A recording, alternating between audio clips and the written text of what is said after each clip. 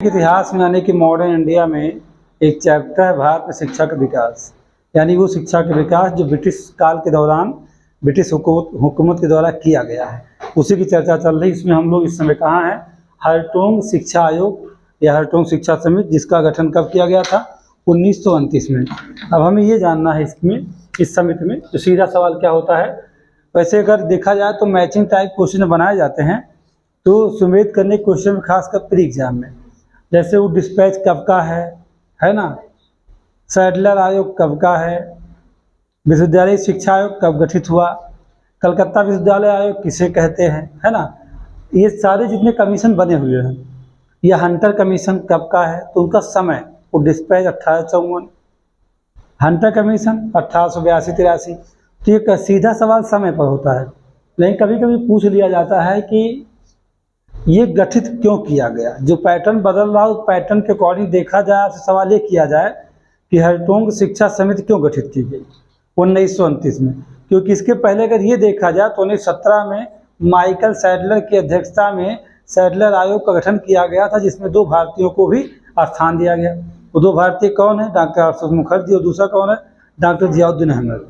उसका काम इतना ही था कि विश्वविद्यालय शिक्षा पर सुझाव दे अपना, लेकिन उसने स्थान किसे दे दिया? साथ ही उसे माध्यमिक शिक्षा के बारे में भी सुझाव दे दिया। किसे? ब्रिटिश हुकूमत को, कि भारत की शिक्षा में ये सुधार होना चाहिए। उसने सुझाव दिया, लेकिन ठीक है 1917 में चीज़ें थी। अब कुछ समय बाद उसी को जानने के लिए कि भारतीय शिक्षा की दशा क्या है, कोई आगे कमीशन अगर बनाया जा रहा है तो क्यों बनाया जा रहा है। जैसे हरटोंग कमेटी क्यों बनाई गई 1929 में? क्योंकि अभी तो 1917 में एक बना था ना सैडलर कमीशन, उसके सिफारिश से भारत में लगभग कितने 7 विश्वविद्यालयों की स्थापना भी कर दी गई। उत्तर प्रदेश में एक सेकेंडरी जो है बोर्ड की स्थापना कर दी गई। तो फिर क्या जरूरत पड़ी थी भाई तो कमीशन बनाने की? तो ये चेक करना था उन्हें कि शिक्षा के क्षेत्र में, खास बात और समझिएगा, इतने कमीशन बनाया ब्रिटिश हुकूमत ने, उसका प्रभाव भारत में क्या रहा। अगर ये कहा जाए कि उस समय ब्रिटिश काल में भारतीय शिक्षा में बहुत विकास हुआ, ये आप समझिएगा कितना, बहुत सबमेज कर रहा हूँ। यानी कि शिक्षा के क्षेत्र में बहुत सारे लोग, जब शिक्षा का ब्रिटिश हुकूमत ने भारत शिक्षा के उस पैटर्न को, उन चीज़ों को जो ब्रिटेन में थी, कॉपी करके ला कर कह सकते हैं कि भारत पेश करने लगी। तो उसका प्रभाव ये हुआ कि जो शिक्षा का विकास ब्रिटिश हुकूमत ने किया भारत में, उससे बहुत सारे भारतीय लोग शिक्षित हुए। यानी शिक्षित लोगों की संख्या में क्या हो गई? वृद्धि हो गई। यानी जो शिक्षित होने के एक एवरेज था वो बहुत अधिक हो गया। क्योंकि धीरे धीरे बीच बीच में हमेशा कोई ना कोई कमीशन बन जा रहा है, वह ब्रिटिश हुकूमत हमेशा मूल्यांकन कर रही है, कमीशन का गठन करके सुझाव ले रही है, और सुझाव के बाद उसको क्या कर रही है? इम्प्लीमेंटेशन कर रही है। जो ओपिनियन मिल रहा है, जो परामर्श दिया जा रहा है कमीशन के द्वारा, उसको अमल में ला रही है। तो जो अपने अमल में ला रही है तो विकास तो होगा ही। तो अगर वो 1929 के पहले तक की मैं बात करूं, तो यानी कि आप कहेंगे 1929 तक, इस कमीशन के बनने के पहले, ये ब्रिटिश हुकूमत मानती थी कि मैंने शिक्षा के क्षेत्र में जो विकास किया, उसमें भारत में लोगों को शिक्षित हमने अधिक लोग कर दिया। यानी कि शिक्षित लोगों की संख्या भारत में क्या हो गई है? बहुत अधिक होगी, बढ़ गई। लेकिन क्या शिक्षा का स्तर भी बढ़ा? 2 बातें समझिएगा। क्या शिक्षा के क्षेत्र जो मैंने विकास किया, उससे क्या हुआ कि शिक्षित लोगों की संख्या में वृद्धि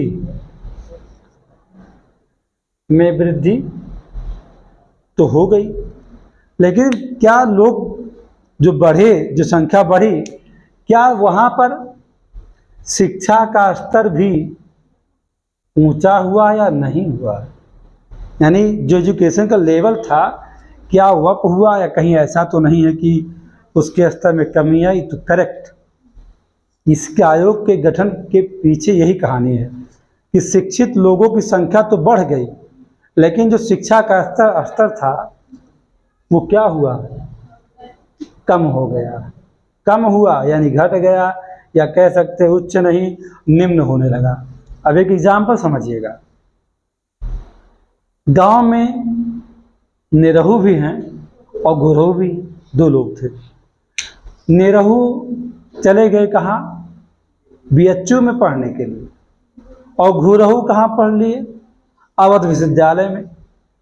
लेकिन अगर ये बात की डिग्री दोनों ने अर्जित किया, निरहु के पास बीएचयू से ग्रेजुएशन की डिग्री है, घुरहु के पास अवध यूनिवर्सिटी से डिग्री है। लेकिन जब आप ये दोनों यूनिवर्सिटी का लेवल क्या है, इन दोनों यूनिवर्सिटीज़ में एजुकेशन का जो एक लेवल है वो डिफरेंट है, उनके तरीकों में अंतर है। दोनों में अंतर आता है, नहीं आता है? शिक्षा का स्तर में अंतर आता है।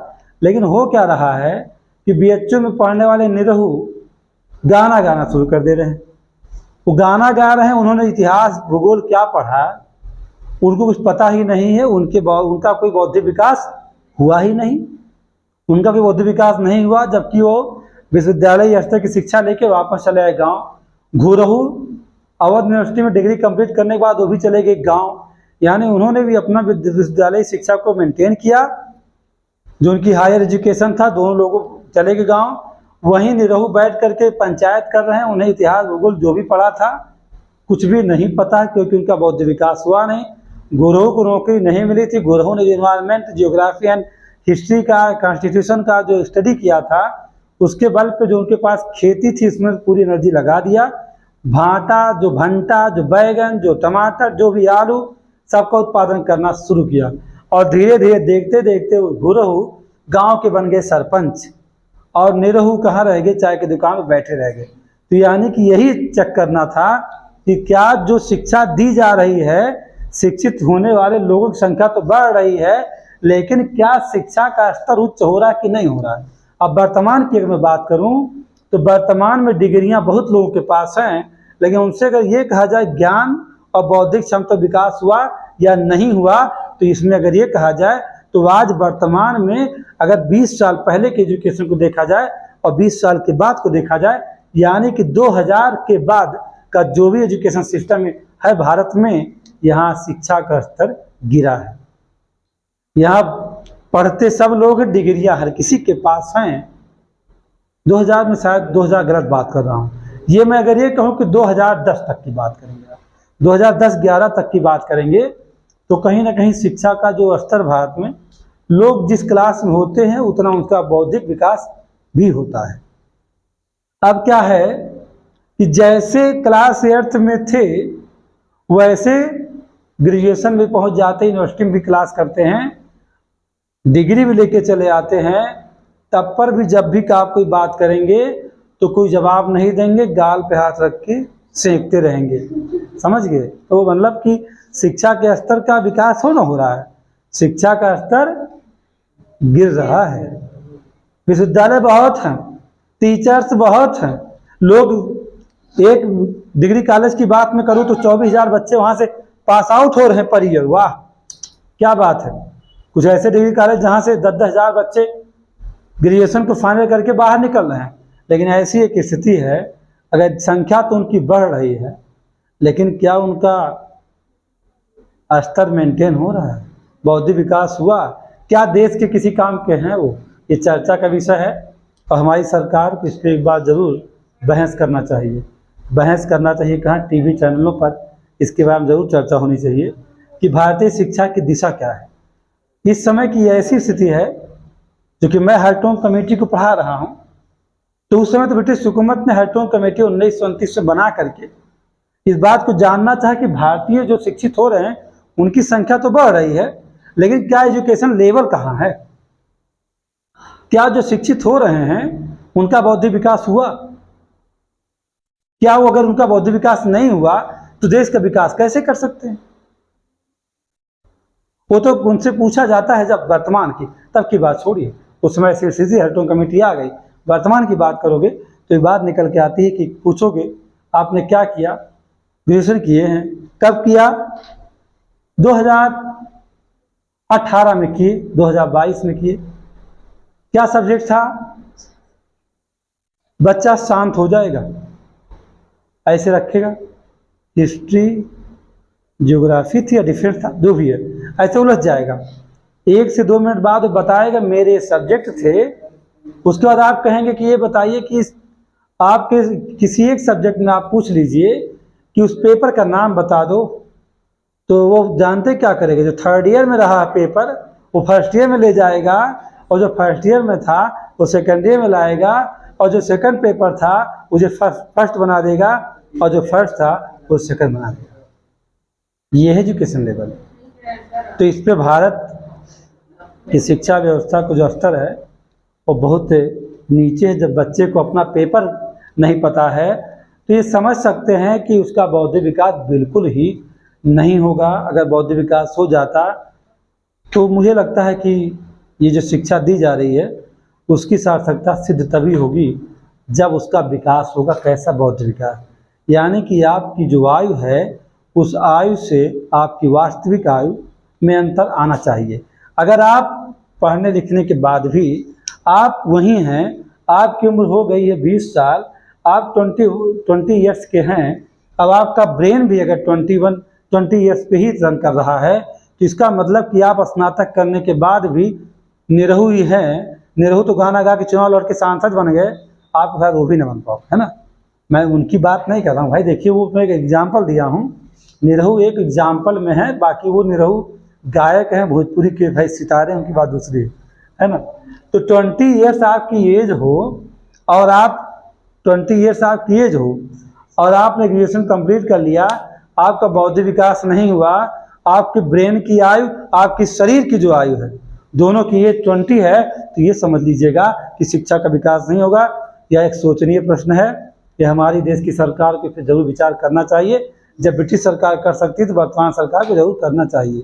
यानी अंतर कहाँ आएगा, 20 एज थी लेकिन उसका इतना बौद्धिक विकास हो गया, वो इतना स्मार्ट तरीके से स्टडी किया था, चीज़ों का ऐसा कोरिलेशन किया था हर टॉपिक का सब्जेक्ट का कि उसके जो ब्रेन की एज थी वो पहुंच गई 30 साल। यानी कि वास्तविक आयु उसकी कहाँ है, रियल एज उसकी तो 20 है लेकिन ब्रेन की रियल एज कहाँ है, 30 है।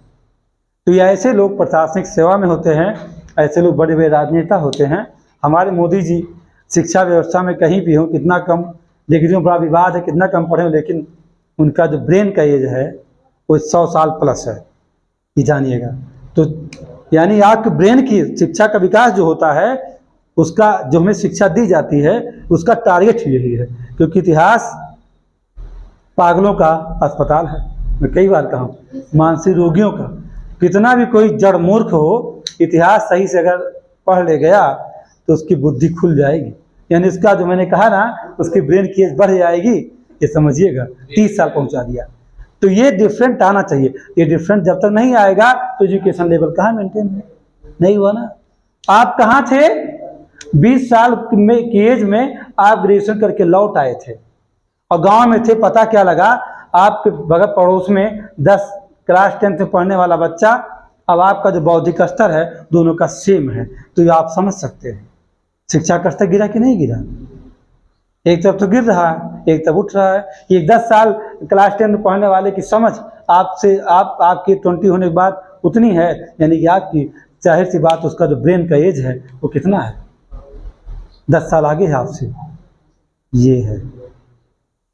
ये है एजुकेशन सिस्टम। ये मैं नहीं बता रहा हूँ, ये ब्रिटिश सरकार ने इसी चीज़ को चेक किया था। ये उसे जानना था कि एजुकेशन का लेवल है कहाँ। तो किसी का भी कभी भी छोटा सा बच्चा होता है गांव में, आप देखते हैं घरों में, ऐसी सी बात करता है कि जो बड़े बात नहीं करते हैं, ऐसी बात करता है जो बड़े बात नहीं करते हैं। तो इसका सीधा मतलब है कि उस बच्चे के ब्रेन की एज उसकी वास्तविक आयु से अधिक है, यानी बौद्धिक क्षमता विकसित। तो पढ़ाया क्यों जाता है, आप क्यों पढ़ते हैं, नौकरी के लिए क्या, ये किसने कहा भाई। नौकरी भाई करने के लिए आप थोड़ा पढ़ रहे हैं, आप तो अपना विकास करने, आपका बौद्धिक विकास हो इसके लिए तो आप उतरे हैं मैदान में। नौकरी तो सेकेंडरी है, पहले ये है कि आपका ब्रेन कहाँ तक जा रहा है। नौकरी पाने गए, हाँ, बौद्धिक विकास नहीं हुआ है तो क्या मतलब है। आपका चपरासी की बौद्धिक विकास अधिक हो तो क्या करोगे, रिजाइन कर दोगे तुरंत, है ना। हाँ, किसी को यहाँ देखना नहीं है, जो बातें थी मैं वही आपको बता रहा हूँ। तो ये हार्टोग कमेटी 1929 में आने के पीछे के एक रीजन है, एजुकेशन का तो डेवलपमेंट हो गया, लेकिन भैया उसका संख्या भी बढ़ गई लोगों की, लेकिन लोगों का स्तर बढ़ा कि नहीं बढ़ा। हमारे यहाँ पढ़े लिखे बहुत हैं, लेकिन पढ़े लिखे मूर्खों की संख्या उससे अधिक है। हाँ, पहले गंवा के चीज से आप यहाँ एमए करने वाला परीक्षा चलाता है हिंदुस्तान में, पीजी कर लेगा, पीएचडी करके ट्यूशन पढ़ाता है, हाँ चाय बेचता है, बीटीसी करके फुल की पानी लगाता है सिविल लाइन फैजाबाद में। आप सोच लीजिएगा, एमबीए चाय वाला, बीटीसी चाय वाला, बीएड वाला, क्या किसका बताएगा? तो स्तर कहाँ है? अब आप कहेंगे अच्छा बीटीसी जो चाय फुल्की वाला है उसका बौद्धिक स्तर है, अगर बौद्धिक स्तर ना होता तो बिजनेस नहीं करता हो, ये भी आप जानिए, है ना। चलिए अब बात करते हैं कि तो शिक्षा के क्षेत्र में जो विकास हुआ, लोगों को अधिक लोगों को शिक्षित कर दिया गया था उस समय, लेकिन शिक्षा का स्तर घटा या बढ़ा, इसी को जांच करने के लिए क्या किया गया कि भारतीय जो केंद्रीय आयोग था, उस केंद्रीय आयोग ने, भैया कह सकते हैं भारतीय संवैधानिक आयोग था, उस आयोग ने फिलिप हर्टोग की अध्यक्षता में 1929 में क्या हर्टोग कमेटी का गठन किया और इनसे ये कहा कि आप शिक्षा के संबंध में पूरा का पूरा जो शिक्षा का स्तर है, लोगों की संख्या तो बढ़ रही है लेकिन शिक्षा का स्तर नहीं मेंटेन हो रहा है, उसकी जांच करके आप मुझे क्या दीजिए, सुझाव दीजिए। तो फिलिप हर्टोग ने क्या किया, उन्होंने इस बात, जब उनको जांच करने, मूल्यांकन करने का अवसर मिला, तो फिलिप हर्टोग ने पहले क्या ढूंढा, प्राथमिक शिक्षा को, क्योंकि विकास बौद्धिक कहाँ होता है, परिवार से होता है ना। परिवार के बाद विद्यालय में आओगे तो प्राइमरी स्तर पर ही होगा, और कहीं तो होना नहीं। तो उन्होंने प्राथमिक शिक्षा को देखा कि उन्होंने कहा कि प्राथमिक शिक्षा का विस्तार किया जाए, कोई जल्दबाजी ना की जाए, यानी प्राथमिक शिक्षा जो क्लास 1 to 5 है उसे इस तरीके से आप मेंटेन करके रखिए, यानी जो प्राइमरी एजुकेशन है उसको सही से आप अगर इम्प्रूव करते हैं, जो कमियां दूर करते हुए, उसका विस्तार करते हुए, अगर आप उस वहाँ पे शिक्षा के स्तर को ध्यान में रखेंगे, जो पाठ्यक्रम होते हैं वहाँ इन बातों को ध्यान रखेंगे कि कैसे इसका हम स्तर उच्च कर सकते हैं, तो आप क्या कर सकते हैं, इस गैप को कम कर सकते हैं। तो पहला सुझाव हर्टोग की यही थी।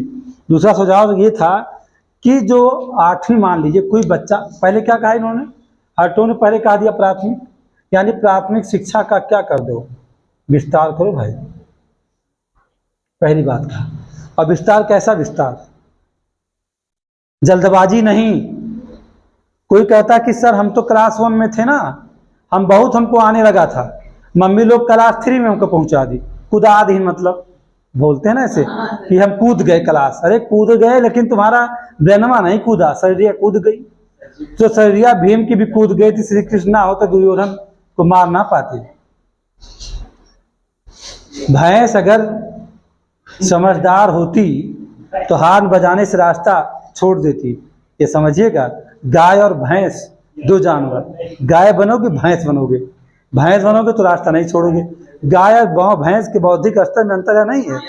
गाय को अगर हाथ दे देंगे तो रास्ता वो अपना छोड़ देगी, आप जाइए। भैंस और चौड़िया जाएगी, इतना बुद्धि के पास है। तो एक कहावत गाँव अकल बड़ी कि भैंस, और जिसको चूज करना कल। अंत में ये समझ में आया कि अकल नहीं बड़ी, भैंस ही बड़ी। लोगों ने कहना सुनना, भैंस काली, जितना खिलाओगे उतना बड़ी हो जाएगी। तो अकल कितनी बड़ी है, अकल में तो पता नहीं कितनी भैंस समाई हैं, ये नहीं बता रहे हो, तो अकल बहुत बड़ी है ना। तो वही कहा कि जल्दबाजी नहीं, कहा प्राथमिक शिक्षा में जल्दबाजी नहीं, कंटिन्यू 5 साल पढ़े बच्चे, है नहीं तो हुआ, 5 साल पढ़े बच्चा प्राथमिक स्तर, ये कहने का जल्दबाजी ना हो। दूसरी बात उन्होंने क्या कह दिया, दूसरा सुझाव क्या दिया इन्होंने, हर्टोग ने क्या कहा जल्दबाजी ना करिएगा। और दूसरा क्या कहा कि 8वीं, जब 8वीं कक्षा बच्चा पास कर जाए तो उसका जो रुचि हो, यानी उसकी रुचि के अनुसार, उसका इंटरेस्ट किस में है, जिस विषय में जो कुछ करना चाहता हो उसे उसी विषय का शिक्षा दीजिए। अगर वह व्यावसायिक शिक्षा लेना चाहता है, टेक्निकल ज्ञान चाहता है, तो उसे टेक्निकल ही दीजिए। वो डांसिंग कुछ सीखना चाहता है या किसी चीज़ को बनाना बिगाड़ना चाहता है, आविष्कार या तो भी खगोल की जो भी सब्जेक्ट हैं, अगर जिनमें वो जाना चाहता है उसे जाने दीजिए। अगर शिक्षक बनना चाहता है शिक्षक बनने दीजिए, मतलब उसके इंटरेस्ट के अकॉर्डिंग उसे, यह टोंग कह रहे हैं। अब आज ही अप्लाई है, Yes, sir. कोई कहता है हम बाबू यह बनेंगे क्या यूट्यूबर, और कोई कहता ना तुम्हें जबरदस्ती बना का IAS, ये कैसे हो पाएगा। बाबा के यूट्यूब बनेंगे, हमको बनाना शॉर्ट वीडियो। हम सबको देख देख के थक गए, जिनको जिनको देखते थे वो बिग बॉस में चले गए और हम अभी यहीं खड़े हैं। तो उसने क्या किया, तो कह रहा नहीं हम पढ़ाई की छोड़ के शॉर्ट वीडियो बनाएंगे। तो अगर इंटरेस्ट जिसका जिसमें वो जाने दीजिए। अगर कोई शॉर्ट वीडियो बना करके अपने आप को चमकाना चाहता है तो उसके इंटरेस्ट के अकॉर्डिंग उसे उसी तरफ ग्राफिक्स की तरफ जाइए, डिजाइनिंग की तरफ जाइए। हाँ, जिस फील्ड में आप अच्छे से काम कर सकते हो, जिसमें आपका इंटरेस्ट हो वहाँ जाइए। आपको कहते नहीं हमारा फील्ड लगा हम पी करके सोना चाहते हैं, लीजिए। हाँ, 3 इडियट मूवी, हाँ एक अच्छा एग्जाम्पल 3 इडियट मूवी है। लेकिन कुछ लोग कहते हैं हम सिर्फ सोना पसंद करते हैं और बकलोली करना पसंद करते हैं। तो भाई उसमें इंटरेस्ट है तो फिर विद्यालय कोई रोल है ही नहीं, ये समझ गए आप। तो इन्होंने कहा कि 8वीं कक्षा के बाद व्यवसायिक जो भी शिक्षा बच्चा चाहता हो उसे दिया जाए, और ग्रामीण क्षेत्र में जो बच्चे शिक्षा ग्रहण कर रहे हैं वहाँ वर्नाक्यूलर मिडिल स्कूल होते हैं, उनको शिक्षा वहीं दिया जाए और उनके इंटरेस्ट के अकॉर्डिंग दिया जाए। ये किसका कहना था, हर्टोंग का। मतलब वर्नाक्यूलर मीन्स क्या होता है, स्थानीय स्तर, क्षेत्रीय स्तर पे जो मिडिल स्कूल होते हैं वहाँ शिक्षा, तकनीकी शिक्षा का विकास किया जाए। तो आप देखिए एग्रीकल्चर जो सब्जेक्ट है उसे क्यों लाया गया था, 8वीं में एग्रीकल्चर को ला कर रख दिया गया। 9th एग्रीकल्चर आप पढ़ रहे हैं तो यही तो टेक्निकल चीज थी, इसे लाया गया था।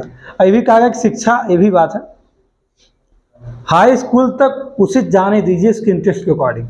जब हाई स्कूल पास करता तो उसे डिसाइड करने का अवसर दीजिए कि वो अब क्या करना चाह रहा है। आर्ट ग्रुप में जाएगा, वो दार्शनिक बनेगा या साइंटिस्ट बनेगा, ये कहा कि ऐसा कर दीजिए। लेकिन जहाँ तक मुझे पता जो वर्तमान का सिलेबस है वो घाचम पाचम है, ना आर्ट है ना साइंस है, किसी में नहीं है। आर्ट वाले को भी साइंस में घुसना पड़ता है, साइंस वाले को भी आर्ट में घुसना पड़ता है।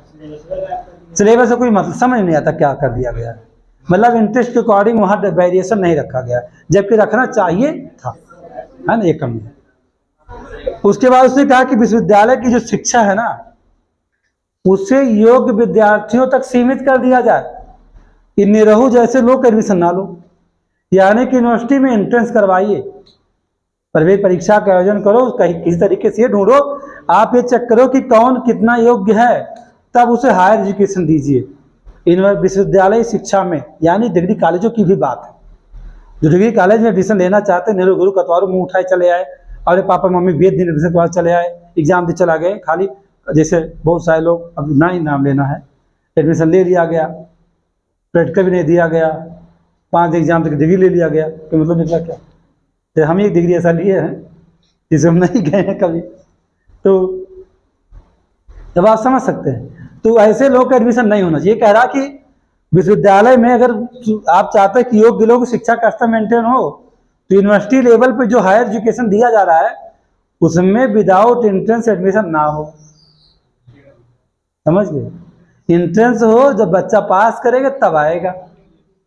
और ये भी बात ध्यान रखिए कि जो प्रवेश परीक्षा उसका पेपर ना लीक होने पाए, नहीं निरहु अंदर हो जाए गुरहु बाहर हो जाएगा, ये भी ध्यान रखना। ये मेरा सुझाव है वर्तमान के, मेरे ऐसी व्यवस्था करनी है तो ये हर्टोंग ने उस समय ही दे दिया था सुझाव कि भाई योग्य लोगों को लाओगे कहाँ, तो शिक्षा की जो दुर्बलता वो खत्म हो जाएगी, और दुर्बलता खत्म होगी तो जाहिर सी बात है कि आपको एक अच्छा अवसर मिलेगा, योग्य उस वहां से क्या निकलेगा, कैंडिडेट। तो जो शिक्षित लोगों की संख्या अधिक हो रही है उनमें शिक्षा का क्या होगा, स्तर उच्च हो जाएगा। सुझाव कितना अच्छा है हर्टोंग का, वर्तमान में भी अप्लाई कर सकते हो। तभी तो वहाँ अलीगढ़ विश्वविद्यालय से भी IAS बनी। इसीलिए तो अलीगढ़ यूनिवर्सिटी जो रही है, जो जामिया चली, जामिया नाम से जानी गई, अलीगढ़ जिले से जामिया चली गई कहाँ, दिल्ली, और उसके बाद इतने बच्चों का IAS में चयन होता है। तो BHU हो, इलाहाबाद यूनिवर्सिटी हो, लखनऊ यूनिवर्सिटी हो, लखनऊ यूनिवर्सिटी देश में नेता पैदा करती है, JNU भी नेता पैदा करती है, जामिया IAS पैदा करती है, अलीगढ़ IAS पैदा करता है, इलाहाबाद किसे बनाता है, पी से पैदा कर देता है। प्रशासनिक अधिकारियों की जखीरा कहाँ है, इलाहाबाद यूनिवर्सिटी के अंदर है। यानी सभी यूनिवर्सिटियाँ अलग अलग क्षेत्रों में अलग अलग योगदान करती हैं। अब अयोध्या में क्या होता है, अयोध्या में महर्षि एक वेदांग अध्ययन के लिए विद्यालय की स्थापना हो रही है। यहाँ दुनिया में ऐसे लोग अब यहाँ आने वाले हैं कि जो वेदों का अध्ययन कर करके पूरी दुनिया को क्या देंगे, ज्ञान देंगे, दर्शन सिखाएंगे। कौन, अयोध्यावासी लोग, जो कि निर्माणाधीन है, सरकार के अधीन अभी बन जाता है। यस बिल्कुल। हाँ। तो शिक्षा का स्तर विकास सेक्टर कमेटी के बारे में जो भी जानकारी दी गई आपको अच्छी लग रही है, आपको समझ में आती बातें, तो जरूर शेयर करिए। संसाधन विहीन लोगों तक इस कमेटी को जरूर पहुंचाइए। शिक्षित लोगों की संख्या ना बढ़ने पाए, शिक्षा का स्तर उच्च करिए। पहले आवश्यक क्या है, शिक्षा का स्तर उच्च करना। अपने आप सारे एग्जाम निकल जाएंगे, कोचिंग ट्यूशन की जरूरत नहीं पड़ेगी। अगर एजुकेशन सिस्टम कहाँ हो, विद्यालय में अच्छा हो और बच्चा पढ़ रहा हो, तो कोचिंग और ट्यूशन नहीं चाहिए, ये मत सोचिए। जो ट्यूशन ढूंढते हैं, ट्यूटर ढूंढते हैं, ये सब का जरूरत नहीं पड़ेगा। तो मुझे लगता है ये सब बहस का विषय ये साथ में मतलब इसलिए मैं चर्चा कर देता हूँ कि कभी कभी होता है कि कुछ लोगों के हाथ चीज़ें लगती हैं, देखते हैं तो लगता है कुछ काम की बातें यहाँ पर हैं। तो पढ़ने के साथ साथ कुछ काम की बातें करनी चाहिए, क्योंकि हम जिस क्षेत्र में या जिस एग्ज़ाम की तैयारी कर रहे हैं आप, उस क्षेत्र में आपको सुधार ही तो करना है। आप IAS बनेंगे, PC बनेंगे, तो क्या करने जा रहे हैं, सुधार ही तो करेंगे। और उसके लिए आपका खुद का पहले बौद्धिक विकास होना चाहिए। धन्यवाद।